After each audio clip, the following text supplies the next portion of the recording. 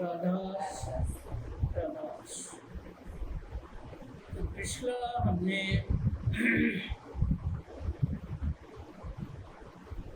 लिया था,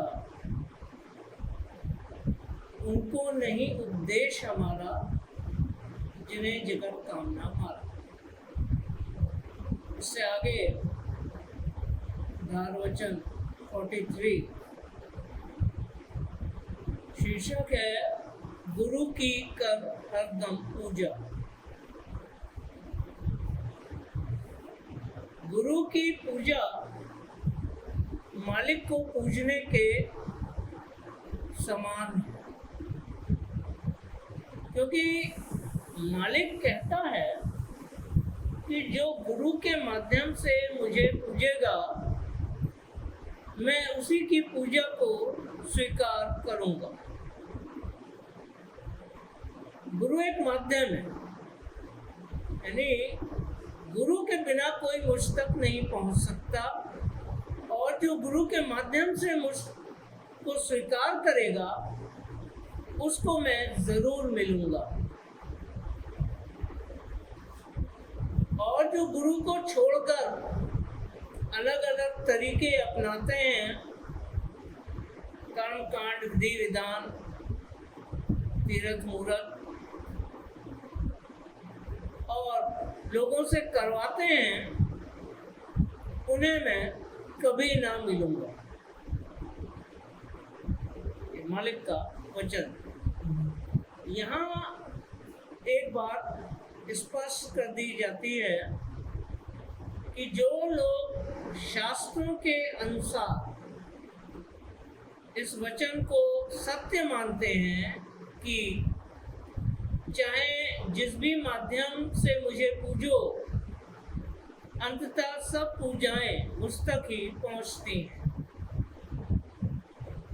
कृष्ण महाराज ने भी गीता में अर्जुन को उपदेश दिया है कि चाहे जीव जिस भी माध्यम से आए या जिस भी रास्ते और मार्ग से आए, अंततः वह मुझ तक ही पहुंचता है, और सभी हव्य अंततः मैं ही ग्रहण करता हूँ।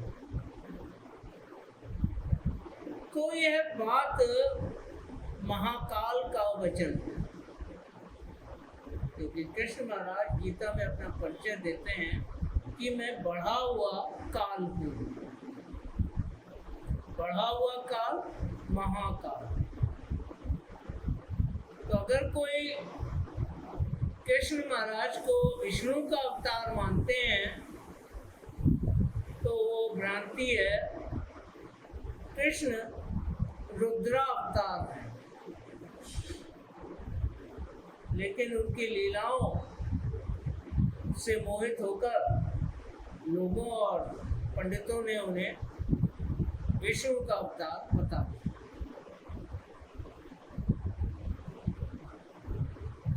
इस तरह महाकाल का जो वचन है वो काल मत है, दयाल मत नहीं। महाकाल दयाल की बोली नहीं बोलता, अपनी बोलता, और अपने विषय में कहता है कि अंततः मैं ही हूँ। तो कृष्ण की गीता इस विधि के विधान के अनुसार जीवन, मन, कर्म और 84 जून की ही व्याख्या करती है, इससे आगे की नहीं, और यह काल मत है। वचन भारी बोला। धार्मिक लोगों को चुभेगा, पर साफ कहा कि कृष्ण की गीता काल मत है। एक सत्य संगी जो परम सत्य का अभिलाषी है, तो एक सत्य संगी व्यक्ति को काल के इस भ्रामक वचन से दूर ही रहना चाहिए। जीव का तो इस जगत में एक वक्त का सद्गुरु ही सच्चा मालिक है, जिसके चरण ब्रह्म के सर पर हैं, जहां विधि का विधान खत्म हो जाता है, संतों का मत वहां से शुरू होता है। फिर यदि कोई पूछता है कि सद्गुरु की भला पहचान क्या है, तो उसका जवाब भी यही है कि तुम जिस गायब को अपना प्रभु और भगवान मानते हो, गायब इसलिए कहा क्योंकि आज तक किसी ने नहीं देखा। परमात्मा को आज तक किसी ने नहीं देखा। अवतारों को तो देखा, पर उनके वक्त के लोगों ने देखा। आज के वक्त के लोगों ने इन अवतारों को भी नहीं देखा, पर पूजा करते हैं, मानते हैं अपना भगवान। भगवान शब्द का अर्थ है भाग्यवान। जिसके संग भाग्य है वो भगवान है। जैसे कहते हैं नीतिवान, तो जिसके दिमाग में नीतियां हैं उसे नीतिवान कहते हैं। जैसे चाणक्य नीतिवान।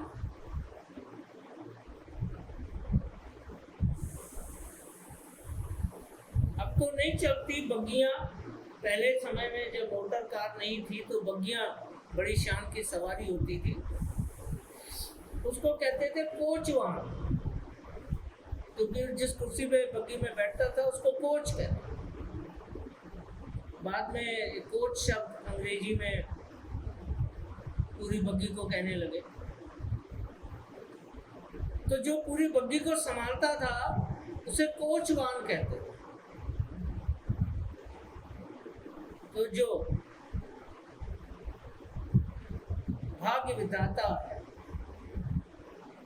जिसके अधिकार में भाग्य है, उसे भगवान कहते हैं। भाग्य का अर्थ होता है कर्म फल। कर्म का फल ही भविष्य में भाग्य बनकर सामने आता है। भाग्य कोई दैवीय कृपा नहीं है, या तो इस जन्मों का फल है या प्रारब्ध के अनुसार पिछले जन्मों का फल है। पुण्य रूप में भी भोगता है मनुष्य, और पाप रूप में भी भोगता है। तो ये पाप पुण्य का मेला ही है, फल है, जिसे हम भाग्य कहते हैं। कुछ इस जन्म में प्राप्त हो जाते हैं, कुछ अगले जन्म में प्राप्त होते हैं। पुण्य भी कमाया तो फल भोगने के लिए इस धरती पे जन्म ही लेना पड़ेगा, मोक्ष या मुक्ति नहीं मिलेगा। सो पुण्य कमाकर भी किसी को मोक्ष या मुक्ति नहीं मिलती।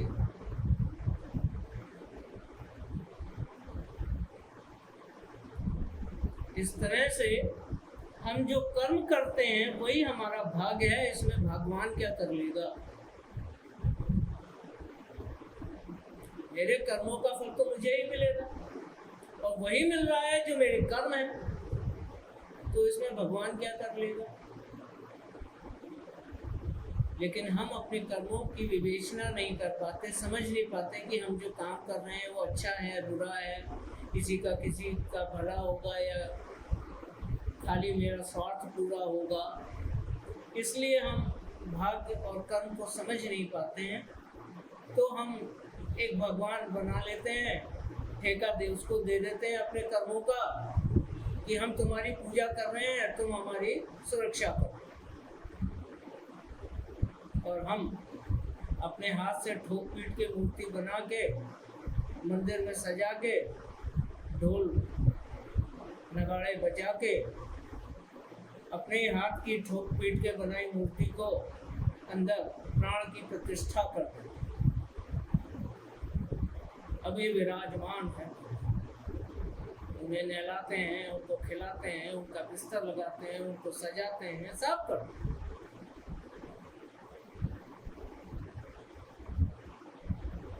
ये है भगवान। तो वास्तव में अपने भगवान हम स्वयं हैं। और कृष्ण ने भी गीता में साफ कह दिया कि तेरी सारी पूजाएं तो अंततः मुझे मिलेंगी, पर फल तुझे अपने ही कर्मों का मिलेगा। जैसे कर्म करेगा उसी के अनुसार फल मिलेगा, इसलिए निष्काम कर्म कर। पूजाएं सब मैं ले लूं, पूजाएं तो खुद ले ली, और भाग्य हमारा कर्म हम पर छोड़ दिया, तो हम खुद अपने भाग्य विधाता हैं। तो भगवान हमारा भाग्य नहीं बनाते, सिर्फ हम उसे जबरदस्ती का ठेकेदार बना के उसे हव्य देते रहते हैं, और वो शक्ति स्ट्रॉन्ग होती है। देव हव्य से पुष्ट होता है, ये वेद का वचन। देव हव्य से पुष्ट। जब शिरडी के साईं आ गए टीवी सीरियल में, तो शिरडी के साईं सब भागने लगे। 20 साल पहले एक संतोषी माता आई थी पिक्चर बन के, जगह जगह संतोषी माता के मंदिर बन गए, सबने व्रत रखना शुरू कर दिया। आज हव्य मिलना बंद हो गया संतोषी माता का। सिर्फ एक मंदिर बचा है हिंदुस्तान, सिर्फ एक मंदिर। और एक समय था कि कोई ऐसा मंदिर नहीं था जहाँ संतोषी माता की मूर्ति न लगी। आज भी लगी होगी, पर पहचानने वाला कोई नहीं कि कौन सी माता। देव भव्य से पुष्ट होता है। हम देव के निर्माता हैं, देव हमारा निर्माता नहीं है।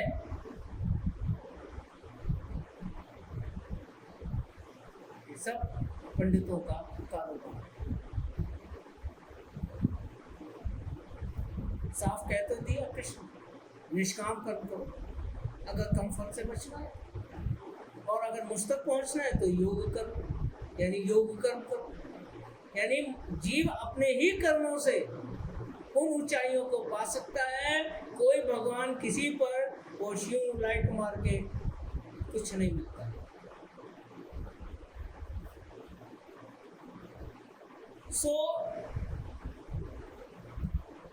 जब कोई पूछता है कि तुमने सद्गुरु को कैसे पहचान लिया, क्या पहचान है सद्गुरु की, तो उसका जवाब भी यही है कि जिस गायक को तुम अपना प्रभु और भगवान मानते हो और जिसकी तुम पूजा करते हो, जो कभी दिखता भी नहीं और ना ही उपदेश करता है, कोई समझौती देता है, तो पहले उसकी पहचान बता दो कि तुमने उसे कैसे पहचाना।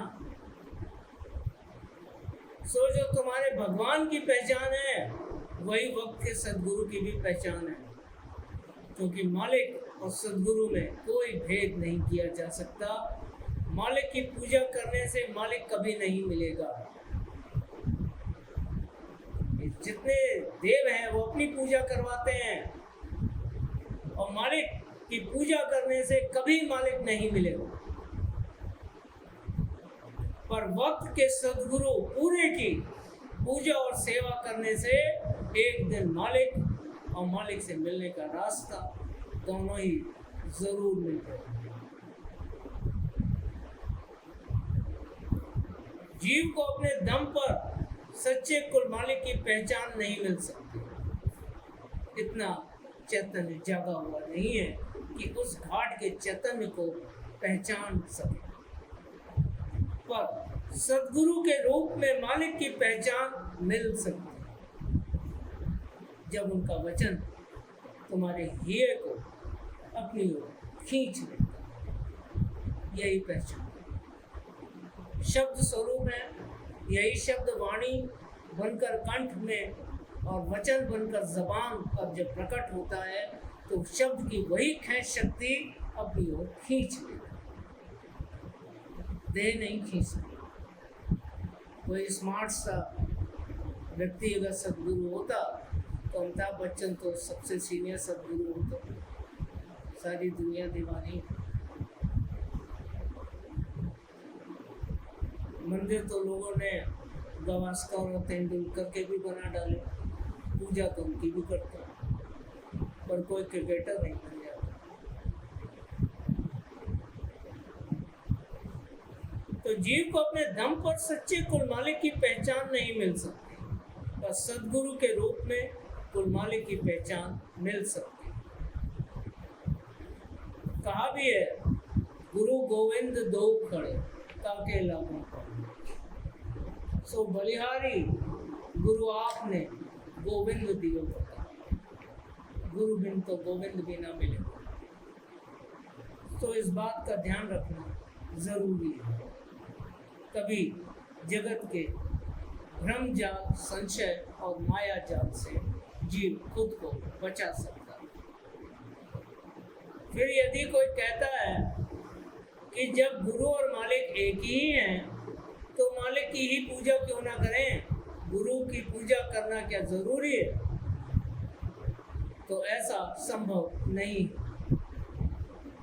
वक्त के सदगुरु को राजी किए बिना सच्चे मालिक और सत्य नाम की पहचान हो नहीं सकती।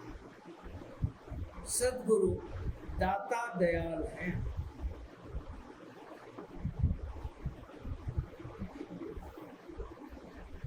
अक्सर सत्संगी मालिक को दाता दयाल कहते हैं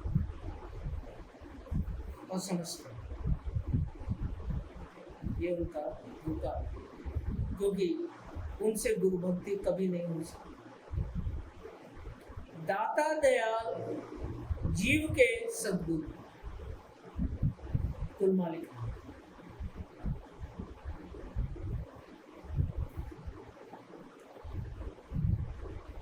पर सदगुरु दाता दयाल तभी हैं जब दया की दात कुल मालिक से आए।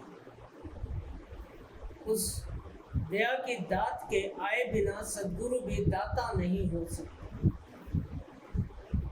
पर हम सदगुरु को जानते, जीव के मालिक और दाता सदगुरु भक्त हैं। जीव को जो मिलेगा सो सदगुरु से मिलेगा, और सूरत जिस चैतन्य से खींचेगी वो मालिक का है। और सदगुरु के शरणागत हुए सूरत अंग जाग नहीं सकते। इसीलिए विनती में आता है, खोजत फिरू साध गुरु जागा, वही जगह से। वक्त के सदगुरु को राजी किए बिना सच्चे मालिक और सत्य नाम की पहचान हो नहीं सकती।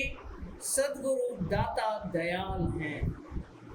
पहले भक्ति सदगुरु भक्त की ही करनी पड़ेगी, तभी मालिक मिल सकता है। ये रास्ता और तरीका मालिक ने खुद ही निर्धारित किया है कि जो गुरु के द्वारे मुझसे मिलेगा उसी से मैं मिलूँ। निगुरे का मेरे दर में प्रवेश नहीं, ये मालिक का वचन है। और गुरु भी पूरा चाहिए, सदगुरु पूरा, सदगुरु जागा। सदगुरु जागा मिलेगा तो सूरत अंग भी जगेगा। सदगुरु पूरा मिलेगा तो मंजिल भी पूरी मिलेगी। तो सदगुरु जागा और सदगुरु पूरा, इसका यही मार्ग है। जो भाग से जीव को सदगुरु पूरे मिल जाएं और उन पर प्रतीत आ जाए और उनकी भली प्रकार दीनता करे, तो आज भी जीव को वो पद मिल सकता है जो ब्रह्मा, विष्णु और महादेव से आदि लेकर जितने भी अवतार और भगवान हुए हैं, किसी को कभी नहीं मिला। और जीव पा सकता, जो सदगुरु पूरे मिल जाए तो, और उन पर प्रतीत आ जाए और भली प्रकार उनकी दीनता करे, यानी बिना किसी अपनी बुद्धि को बीच में शामिल किए उनके वचनों पर अमल कर, अपनी बुद्धि न।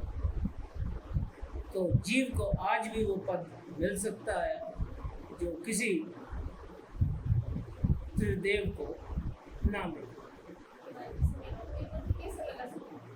लगाते हैं। ऐसे होता है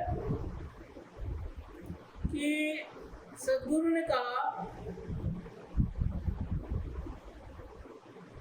कि तीसरे तिल पर जोर नहीं देना, सिर्फ दृष्टि को रखना।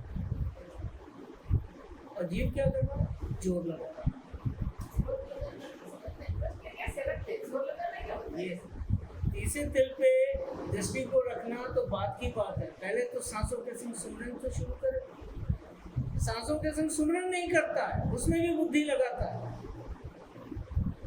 राधा स्वामी किया और उसके बाद मन भाग गया।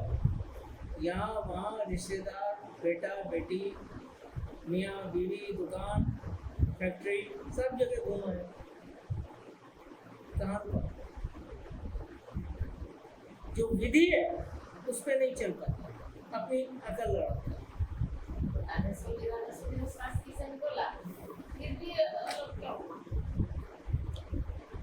जो लोग अलग चलते हैं, मैं उनकी बात कर रहा हूँ, मैं सबकी बात नहीं कर रहा हूँ।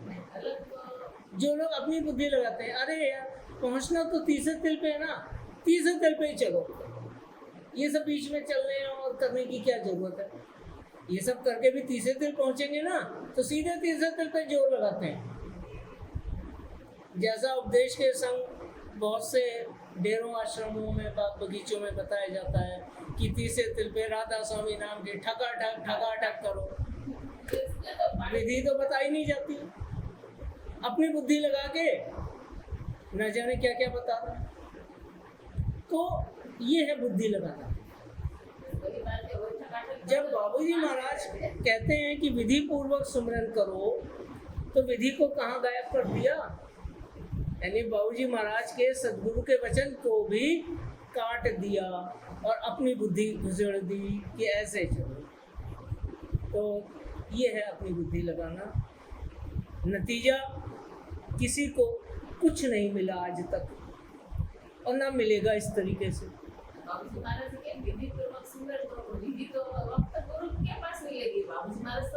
विधि बेशक वक्त गुरु के पास मिलेगी, पर वक्त गुरु से मिलकर कोई सदगुरु भी तो बनेगा ना किसी विधि से। वो सदगुरु भी तो आपको बता सकता है ना। अगर सदगुरु वक्त से मेला नहीं हो पा रहा है तो सदगुरु ढूंढो। सदगुरु नहीं मिल रहा है तो कोई उनका पर भी ढूंढो, वो भी कोई ना मिले तो एक सत्संगी को पकड़ लो। बात पकड़ो तो।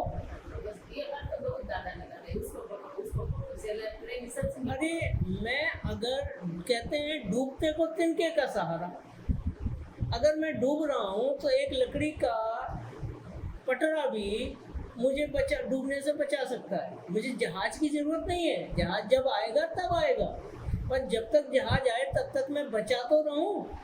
तो एक संसारी को चाहिए कि अगर उसे मालिक की दिशा में बढ़ना है तो सीधे संत सदगुरु, उसके पास इतनी समझ ही नहीं है कि उन्हें पहचान सके। किसी सत्संगी का संग करे, सत्संग में जा, किसी सदगुरु को ढूंढे, उनका संग करे। धीरे धीरे एक दिन सदगुरु भी उसकी पहचान में आ जाएंगे। तो जरूरी नहीं है कि मैं डूब रहा हूँ, नहीं जब तक जहाज नहीं आएगा मैं तो लकड़ी नहीं पकड़ूंगा, वो तो डूबे गए। अरे जो मालिक ने बख्शा है सहारा, पहले उसको पकड़ो फिर आगे बढ़ो। एकदम से तो कोई सत्संग नहीं पहुंच जाते ना। तो अगर सदगुरु नहीं मिले तो सदगुरु ढूंढो, सदगुरु नहीं मिला तो कोई प्रेमी ढूंढो, प्रेमी नहीं मिला कोई सत्संगी ढूंढ लो, उसके संग सत्संग जाना शुरू कर दो। एक सहारा बनेगा, एक रास्ता बनेगा और आगे से आगे मालिक सब बख्श। तो ऐसा नहीं है कि नहीं हमें सीधे संत सदगुरु ही चाहिए। अरे हम इस लायक ही नहीं है कि उन्हें पहचान पाए। वही है, हम तो नहीं पहचान सकते ना, जीव नहीं पहचान सकता। तो जीव को जहाँ से जो सहारा मिले उसे पकड़ के आगे बढ़े, जहाँ है वहीं से बढ़े। तो यही कहने का अर्थ है कि अगर वक्त के सद्गुरु ना मिले तो सत्संग ही मिले, क्योंकि सत्संग बेड़ा हित का। जो एक बार सत्संग में आ गया वो हितकारी बेड़ा है, यानी वो तो हित साध ही देगा। एक ना एक दिन, इस जन्म या अगले जन्म, मंजिल तो घर वापस पहुंच जाए। ये तो भव सागर है जिसमें हम डूब रहे हैं, उतर रहे हैं, डूब रहे हैं, उतर रहे हैं। पर सत्संग बेड़ा हित का। एक पटरा भी मिल जाए मालिक के नाम का, उसी को पकड़ लो, पाप हो जाए।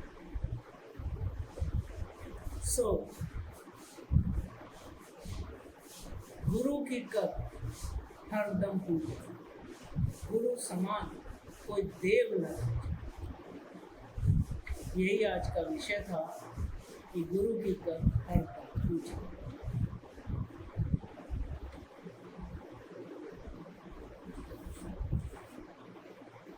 क्यों कर पूजा गुरु की? कह तो दिया, गुरु की कर हरदम पूजा, गुरु समान कोई देव न दूजा। क्योंकि ये अवसर बहुरी नाम है। तो जब ये दिल पुकार दे, इसकी सुनो, दौड़ो, भागो, पकड़ो सर, ये अवसर बहुरी नाम है। एक बार पहचान के जो चूक गए तो कभी नहीं जोड़ सकते। जब पहचान हो गई उसके बाद छोड़ दिया तो अब क्या पकड़ो? कैसा ले जाता है पहचान यहाँ ये गुरु है, लेकिन इतने बंधन है जगत के, इतना मोह है, इतनी स्वार्थ जुड़े हुए हैं कि जानते हुए भी गुरु को शरण में नहीं आता, जगत खींच लेता है भीतर। और जो एक बार गुरु को पहचान के जगत में खींच गया वो कभी नहीं उठेगा ना। इस जन्म सदगुरु को खो दिया तो अगले जन्म भी ना मिलेगा, क्योंकि इस जन्म में अगर पहचाना होता तो अगले जन्म कमाई काम आती और सदगुरु की पहचान। जब पहचान के छोड़ दिया तो यह अवसर बहुरी ना मिले। बहुरी यानी दोबारा नहीं। इसलिए गुरु की कर हरदम पूजा, गुरु समान कोई देव न पूजा। और दीनता यही है कि उनके वचन पर अमल करो, तभी दीनता। मेरा बेटा कहे कि मैं पापा की बहुत इज्जत करता हूँ और पापा की एक बात ना सुने, न माने, तो उसका ये कहना कि अपने पापा की इज्जत करता हूँ सब झूठ।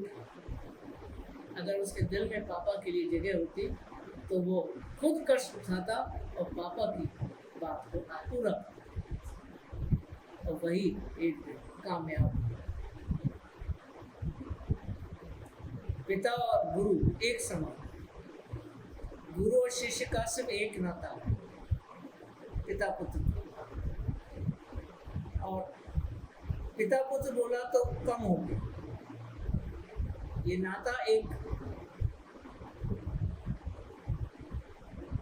अभिभावक और संतान। तभी हम कहते हैं राधा स्वामी दयाल को, सब जीवन के पितु और माता, पिता भी वही, माता भी वही। शिष्य पुत्र है या पुत्री है, तो एक माता पिता और संतान के अलावा गुरु और शिष्य में कोई नाता हो ही नहीं सकता, बस एक ही नाता। दुनिया में जन्म देने वाले भौतिक माता पिता हैं और सूरत को जगाने वाला आध्यात्मिक और आत्मिक पिता है, उसके बिना सूरत ना जाओ। तो ये नाता एक माता पिता और संतान का नाता है, दूसरा कोई रूप नहीं। जब तक सूरत अपने निज धाम में नहीं पहुंचेगी, वो ना तो कभी सुखी हो सकती है और ना ही आनंद में रह सकती है। अगर धूमधाम नहीं पहुंचना तब क्यों जाओ, सोते रहते या सोते रहते, खुश थी ना इस जगत में। अब जगा भी दिया और धूमधाम भी ना पहुंची तो वो तो बीच में लटक जाएगी। सदगुरु ने जगा दिया और सब भटक गई रास्ते से। जागने के बाद भी खिंच गई जगत में वापस। तो अब जाग तो चुकी है, अब दुनिया में ना जिया जाएगा ना मरा जाएगा। मिठाई देख के जबान में पानी भी आएगा और डॉक्टर भी याद भी आएगा कि यार शुगर बढ़ जाएगी, गोली खानी पड़ेगी। अब बेचारा मिठाई भी खा रहा है और स्वाद भी नहीं आ रहा। ये स्थिति जगत में रहकर भी जगत में बेचैन रहे। इसलिए उचित यही है कि जीव जगत के सब झगड़े फसाद छोड़कर अपने निज घर वापसी की ही फिक्र करे। मेरे बाद क्या होगा मैं और कल क्या होगा उसकी फिक्र ना करे। कल तो किसी ने देखा ही नहीं। आज रात को सोया, कल उठाया नहीं उठाया किसने देखा।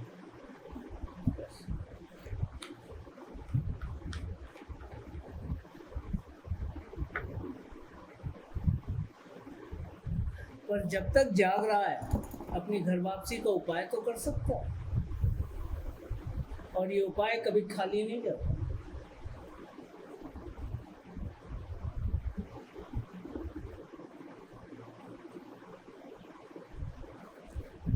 इस जन्म में अगर मंजिल ना भी मिली, यात्रा पूरी नहीं भी हुई, तो इस जन्म की कमाई अगले जन्म खुल जाएगी, काम आएगी, और वहीं से यात्रा आगे की शुरू होगी। यही बाबूजी महाराज ने फरमाया है कि 4 जन्म में तो काज पूरा हो ही जाए। यानी जिसके अंदर बीजा पड़ गया, अधिकतम 4 जन्म, कम से कम 4 जन्म नहीं, अधिकतम 4 जन्म लगेंगे, काम पूरा हो जाएगा। क्योंकि वो बीजा अंतर में अपनी कमी खुद करेगा। जैसे आटे में खमीर डाल दो एक चिटकी तो सारा आटा खमीरा हो जाता है। ऐसे ही जिसके अंदर बीजा पड़ गया सत्य नाम का, वो कमाई करे ना करे, वो बीजे की कमाई इतनी है कि 4 जन्म में जीव को ले जाए, करवा लेती। इसीलिए मालिक ने फरमाया कि यह करनी मैं आप कर रहा हूं। बीजा पड़ गया ना, अब यह करनी मैं आप करवाऊं, करवा लेगा और ले जाएगा। जिसमें बीजा पड़ा, पर बीजा उपजाऊ जमीन में ही पड़ा। उपजाऊ जमीन जो मन से दीन है, वही नाम को स्वीकार करेंगे। जिस मन में दीनता नहीं है, कठोर है, तो पथरीली जमीन पे कोई पौधा नहीं चलता। जब तक उसे नरम न किया जाए, उसमें हल न चलाया जाए, उसकी जो घास खर पतवार उसमें जंगली कांटेदार उग गई हैं, उन्हें निराई करके अलग ना किया जाए, उसे मुलायम ना किया जाए, उसमें वचनों का रस ना डाला जाए, तब तक मन नरम नहीं होता। और कठोर मन में बीजा जमता नहीं। जो मन से दीन है, उनके लिए निज घर के द्वार खुले। यह करनी मैं आप, बस मन से दीन होना चाहिए, उस पर विश्वास होना चाहिए।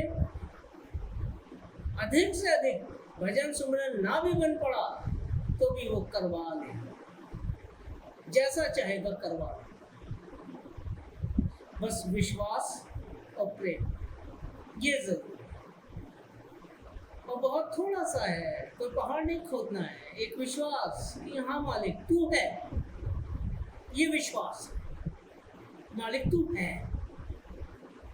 और मैं तेरा, ये प्रेम।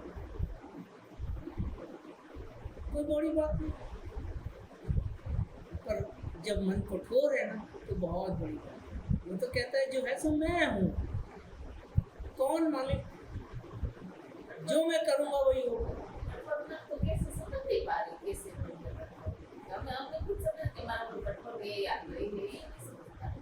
एक सूखी जमीन है, बिल्कुल पत्थर की तरह, उसे नरम कैसे करें बताइए। तो और खेत है बिल्कुल सूखा हुआ है, उसको तो खेती में हल लगाते, रफ्ती लगाते, पावडा लगाते। मतलब इतना कठोर है कि उसमें हल भी नहीं चल सकता, सूख गया, दरारें पड़ गई, उसे आप नरम कैसे करोगे? वैसे तो ये एक ऐसा आता है, लंबा डंडे कोदाले बोलते हैं क्या, उससे ये थोड़ा थोड़ा थोड़ा थोड़ा निकाल निकाल के खोला करते, तभी ये होता है। टिकम बोलते हैं उसे। आपने अगर हल चला दिया तो क्या उसमें उपज नहीं आ जाएगी? नहीं। कठोर होता है, उसमें नहीं आता, उसमें टिकम। नरम कर दिया, चलो हल भी चला दिया, तो क्या अनाज पैदा हो जाएगा? ये थोड़ा थोड़ा पौधा होके इसमें कैसे जल उगेगा? जाते हैं। कैसे उगेगा? ये तो ज्यादा नरम होगी, इसमें खाद बहुत खेत बना के उसमें खाकर बनना पड़ता है, हाँ। सरा लगा के चलो। उसके सरा लगाया, खाद भी डाल दी, डालते हैं। उससे फिर ढक दिया जाता है, उसमें ढक दिया। पेड़ का ये दिया जाता है, तब नरम होता है। बरसात आते हैं, बारिश आती है, तब इसमें बीज अगर बारिश ना आए, बारिश में तो बीज नहीं दिया जाता, चाहे जितनी हल चला लो, चाहे जितनी खाद डालो, नहीं दिया, जल ही जीवन। पानी के बिना कुछ भी नहीं पैदा हो। कुछ नहीं दिया। सत्संग, सद्गुरु का वचन ही वो जल है जो इस कठोर मन को नरम कर देता है। और नरम मन से जब आप पौधा उखाड़ते हैं तो बड़े आराम से बढ़ जाता है, हर घास पत्ता जंगली बड़े आराम से निकल जाता है। लेकिन अगर कठोर जमीन से उखाड़ने की कोशिश करी तो पौधा उखड़ जाएगा, जड़ जमीन में रह जाएगी, और जैसे ही मौसम आएगा फिर से होगा। फिर से पौधा निकलेगा। तो सत्संग बेड़ा हित कर। सत्संग में जो वचन है वो उस पानी की तरह है, उस जल की तरह है, जो कठोर मन को नरम करते हैं, जिससे इन विकारों को दूर करना, इनकी झाड़ को कांटों को अलग करना आसान है। कठोर मन से कभी अलग नहीं है। ऊपर से हो भी गए तो अंदर जड़ रह जाती है। व्यवहार दिखाने के लिए आदमी नर्म हो सकता है, पर दिल में स्वार्थ जमा रहता है। कोई इंसान ऐसा बोलता है, मुझे ऐसा लगे कि मैं तो कभी आंख किसी देखती हूँ तो मेरा मेल तो ऐसे निकल रहा है, ऐसा मुझे दिखाई देता है। ऐसा होता है मुझे? जब आपके अंदर का मैल निकलेगा आपको कभी दिखाई नहीं देगा। ऐसा लगता है कि मेरा मेल तो निकल रहा है। वो अहंकार, मेरा मैल मुझसे दूर हो, अहंकार है। मैल निकल नहीं रहा है और जम रहा है। क्योंकि जब आपके मन का मैल निकलेगा आपको कभी दिखाई नहीं देगा, आपको देखने वालों को दिखाई देगा। आपको देखने वालों को दिखाई देगा। ये पहले तो सीधे मुंह बात नहीं करते, और कितना नम्र हो गया, कितना दीन हो गया, कितने अच्छे से बात कर रहा है। मैंने गलत भी बोला फिर भी नाराज नहीं हुआ। ये क्या होगा? उसको नजर आएगा, आपको नजर नहीं आएगा, है ना? जो हमें नजर आ गया वो अहंकार। मैं तो कभी नहीं देखा अभी ऐसा। जो भी ऐसा कहता है कि मेरे मन का मैल दूर हो रहा है, वो मैल नहीं दूर हुआ और जमा हो गया। अहंकार कर रहा है कि मेरे मन का मैल दूर हो गया। अगर दूर हो गया होता तो मुंह से शब्द ही न निकले। हमेशा झुक के नम्र हो, दयावान, सहनशीलता आ जाती, बर्दाश्त की ताकत आ जाती। दो कड़वे वचन भी बोल दो तो भी मुस्कुरा के चले चले। तो वो हमको नजर नहीं आता, बस सबको नजर आता। तो जीव को जगत के सब झगड़े फसाद दुख में छोड़कर सिर्फ अपने घर वापसी की ही फिक्र करनी चाहिए। कल क्या होगा, मेरे बाद क्या होगा, सब छोड़ देना चाहिए। ये सब बंधन, जब मैं नहीं रहूंगा तो क्या देखने आऊंगा क्या हुआ? मैं तो 1 करोड़ छोड़ गया था, मेरे लड़के ने जुए में उड़ा दिया, दारू में उड़ा दिया, मैं क्या देखने आऊंगा? मेरा 1 करोड़ मेरे बच्चे के भविष्य की गारंटी नहीं है। कबीर साहब कहते हैं, पूत सपूत तो का धन संचय, यानी अगर बेटा लायक है तो पैसा जोड़ने की क्या जरूरत है, वो खुद कमा लेगा अगर लायक है तो। और पूत कपूत यानी कि बेटा अगर नालायक है तो क्या जरूरत है कार नहीं चलते, तो पैसा जोड़ने की क्या जरूरत है, वो तो सब उड़ा देगा। आज कम बिगड़ा है तब और बिगड़ जाएगा। तो क्या संचय करना, कल की फिक्र नहीं कर, आज की अपनी कर। अकेले ही आए, कोई मेरा बेटा बेटी नाते रिश्तेदार साथ नहीं है, अकेला ही जो शमशान तक जाएंगे, उसके बाद कोई नहीं, जला के आ जाए, उसके बाद भी सूतक माने, छूत माने। जो गले लगकर खुश होते थे वो मेरे कपड़े और मेरे बर्तन को भी घर के बाहर निकाल दें। बात करते कपड़े, वो सोने वाला खाटला है तो बोलते वो भी फेंक देते, सब फेंक देंगे। इसमें क्या है? तो मना करते कि अरे भाई देवर से मत फेंक, उसे कोई आएगा तो उसे सोएगा, वो भी फेंक दिया।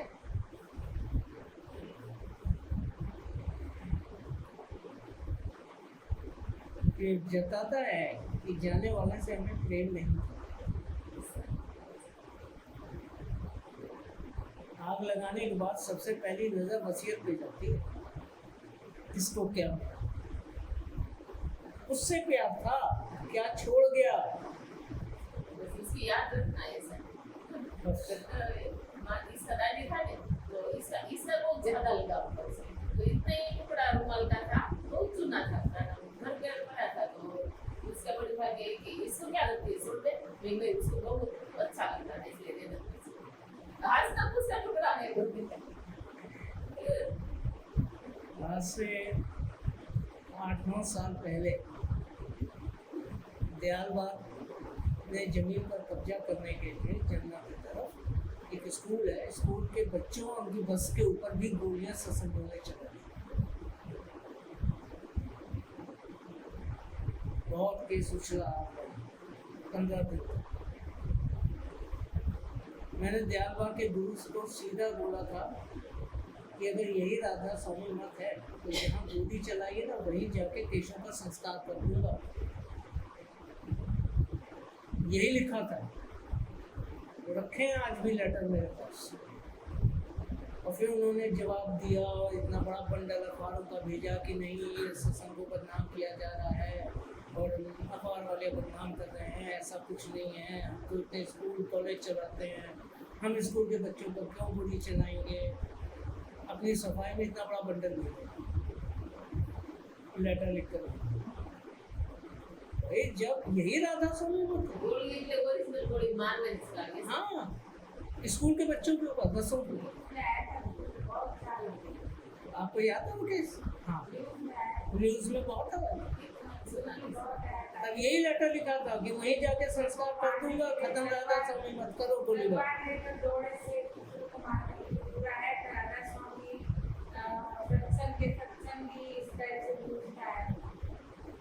तो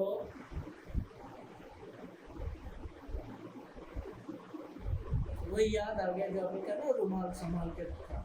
यही महत्व है उन केशव, हमें प्रेरणा देते हैं, हमें बताते हैं कि हम कहीं भी टूटे कमजोर पड़े, पर ये एक ऐसा स्रोत है जो हमें हिम्मत दे सकता है, एक सहारा, एक आसरा है, हमारे बीच मालिक की मौजूदगी का सबूत है। ये ईंट पत्थर सबूत है। दादा ने कहा कि उसकी बहू पे उसे पीएफ केस किया, तब तो ऐसा लगा कि हम तो जैसे चले जाएंगे, हम कैसे देखेंगे, उनको तो कोई आग्रह नहीं साथ मालिक आपके पास है तो मालिक ने तो खुद आकर तो हमने दिखाया। ऐसे ही हुआ था एक बार, हमारी बुआ जी थी, दर्शन के बोलते हमारी वाइफ ने अपनी सास को तो देखा नहीं, जो हमारी बुआ जी थी वो बिल्कुल एक पेरेंटल रोल में थी, एक माँ की तरह ही बुआ और फूफा हमारे सर पे। तो जब बुआ की हमारी डेथ हुई तो उनकी बहुत सारी साड़ियाँ वगैरह, अब उनके घर वाले तो सब ये हटाओ, और फूफा जी को उनसे बड़ा लगाव कि मैं इतने लाया, तो वाइफ के पास आए, कहते बेटा मेरा दिल नहीं कर रहा कि मैंने ठीक, उसकी इतनी अच्छी अच्छी साड़ियाँ हैं क्या। तो मेरी वाइफ कहती है आप अटैची लाओ और मुझको दे। मैं अगर अपनी माँ की साड़ी पहन सकती हूँ तो सास की भी पहन सकती हूँ। फूफा जी का जो एकदम उदास थे चेहरा खिला कि कोई तो मिला जिसने मेरे उस प्यार की कदर करी। आज मेरी पत्नी नहीं है, लेकिन कोई तो है जो उसकी यादों को संभाल रहा है। तो प्रेम और विश्वास हमें एक दिन मालिक से मिला, वीजा पड़ गया, इसको नर्म कर लो बस, यही कठोर है और कुछ कठोर। जब सत्संग का वचन सुनेंगे ना, थोड़ा थोड़ा पानी उस कठोर जमीन पर पड़ेगा ना, तो एक दिन वो नरम हो जाएगी और सारे विकार दूर हो जाएंगे और जड़ समेत दूर होंगे, जड़ छोड़ कर दूर होंगे। तो सत्संग बेड़ा हित का। तो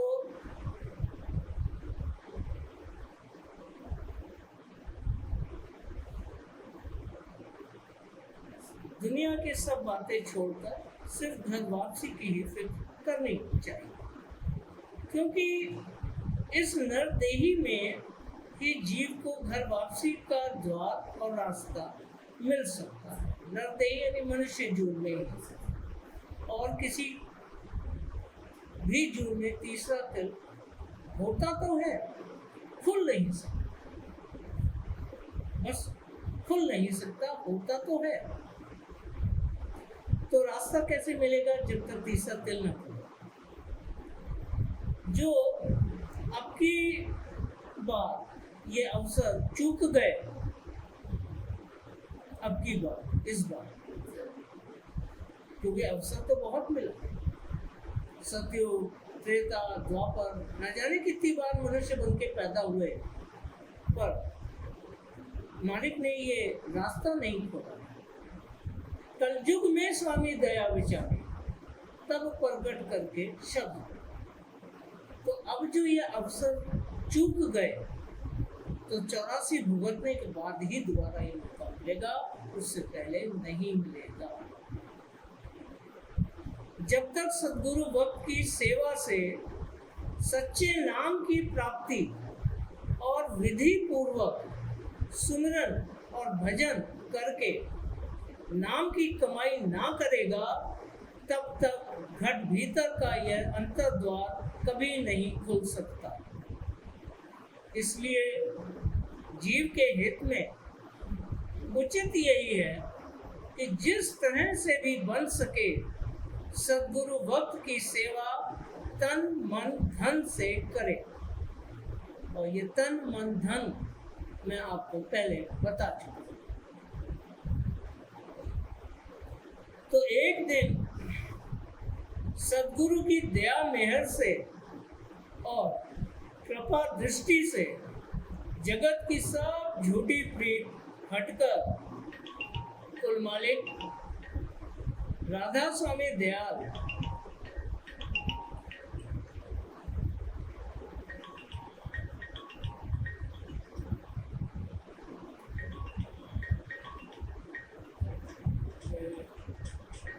मिश्रा जी, शहर में देखिए विनोद का फोन है, तो बता दीजिए।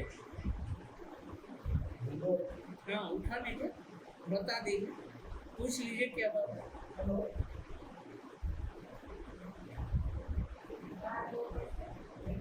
ठीक।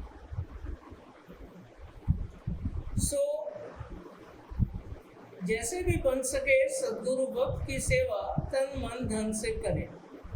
तो एक दिन सद्गुरु की दया मेहर और कृपा दृष्टि से ये जगत के सभी झूठी प्रीत और बंधन और विकार हटकर कुल मालिक राधा स्वामी दयाल के चरणों में सच्ची प्रीत आ जाए।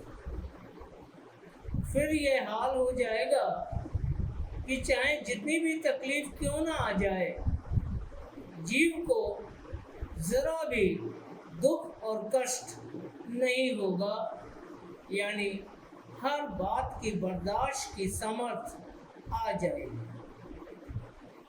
और चाहे कितनी ही खुशियां जगत की हासिल हो जाएं, जीव के मन में हर्ष और मान यानी अहंकार पैदा नहीं होगा। इस तरह जीव सुख और दुख में समान हो जाए। तो जब जीव की ऐसी हालत हो गई तो सच मानो वह जीते जी ही मुक्त हो गया, न दुख न सुख, मुक्त।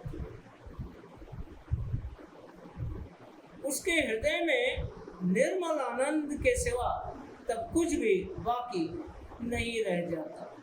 हर वक्त मालिक की मौज में मगन रहता है और वो भीतर से मुक्ति के सच्चे एहसास से भर जाता है और यही उसके सुफल जीवन का अनुभव है। सफलता अंतर में मिलती है, सफलता तो जग का कूड़ा है, आज मिला कल बर्बाद हो जाता, कुछ भी स्थायी जगत नहीं रहता। तो जगत की सफलता से बढ़कर अंतर की सफलता है जो जीव को आनंद से भर देती है, हर दुख सुख से न्यारा कर देती है और निज घर वापसी की राह पर ले आती है। फिर यही उसके व्यवहार में भी नजर आने लगता है और जो भी उसके सानिध्य में आता है, उसकी संगत में आता है, वो भी निर्मल आनंद के इस एहसास से अछूता नहीं रह पाता। जैसे फूल की खुशबू उसमें समाई होती है तो जो भी उस फूल के पास आता है वह उसकी खुशबू पा ही जाता है। ऐसे ही जीव के लिए अब जगत में कुछ भी करना बाकी नहीं रह जाता। हम या तो सुख पाने के लिए करते हैं या दुख पाने के लिए करते हैं। या तो कर्मों का फल पाप मिलता है या पुण्य मिलता है। पाप से दुख मिलता है, पुण्य से सुख मिलता है। पर जो सुख और दुख में समान हो गया और आनंद से भरकर मुक्ति के एहसास में जीने लगा, उसके लिए इस जगत में कुछ भी विशेष नहीं रह जाता। तो जिस किसी को भी 84 का डर और मुक्ति की सच्ची चाह होगी, उसी को सत्संग और सद्गुरु भी पूरे मिलेंगे और प्यारे लगेंगे। पर जिसमें दुनिया की चाह भरी हुई है और 84 का डर भी नहीं है कि देखा जाएगा मरने के बाद, किसने देखा, जब तक हो ऐश करो, मौज करो। सब लोग ऐसे ही कहते हैं। हाँ, उनको कोई डर नहीं है कि हम अगले जन्म में जून गिरेगी तो हम कौवा, कीड़ा, लोमड़ी, सियार कुछ भी बन सकते हैं, पशु बन सकते हैं, पक्षी बन सकते हैं, कीड़ा बन सकते हैं, क्या बनेंगे, कोई डर नहीं है। देखा जाएगा जो होगा। आज ऐश करो, आज जियो, ऐश करो। सो उनको तो फिर 3 ही दरवाजे मिलते हैं आखिर में, एक डॉक्टर का, एक वकील का और एक अदालत कचहरी। 3 दरवाजे में। ये दरवाजे उन्हीं के लिए बने जो आज जियो कल किसने देखा। पर जिसमें ये दुनिया की चाह भरी है और 84 का डर नहीं है, उसे ना तो सत्संग में ठहरा जाएगा और ना ही सद्गुरु प्यारे लगेंगे। जीवन तो यूं ही गुजर जाएगा पाप पुण्य के मेले में, पर ये अवसर बहुरी ना मिले। सो दौड़ो भागो पकड़ो सरना, ये अवसर बहुरी ना मिले। सद्गुरु स्वामी सदा राधास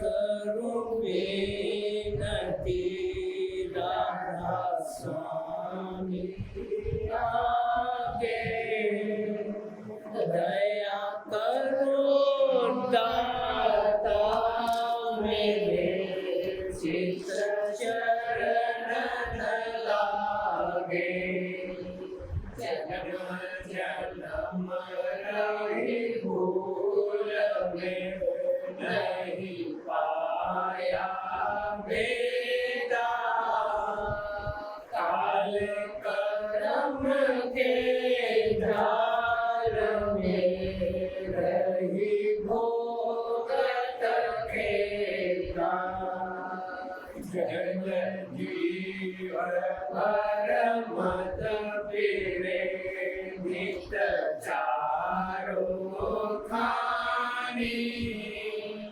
ज्ञानी जोगी पिल रहे सब मन की गानी भाग जगा मेरा आदिकाल मिले सद्गुरु आई राधा स्वामी राम का मोहि भेद जनाई पूज से ऊंचा देश है वहाँ कर ठिकानी बिना संत पावे नहीं सुत शब्द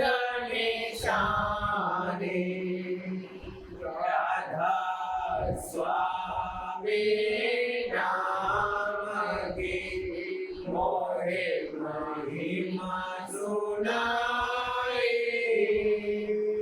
यह अनुराग जगाय के घर पहुँचो भाई साध संग कर सार रस मैंने पिया गाई प्रेम लगा गुरु चरण में मन शांत आई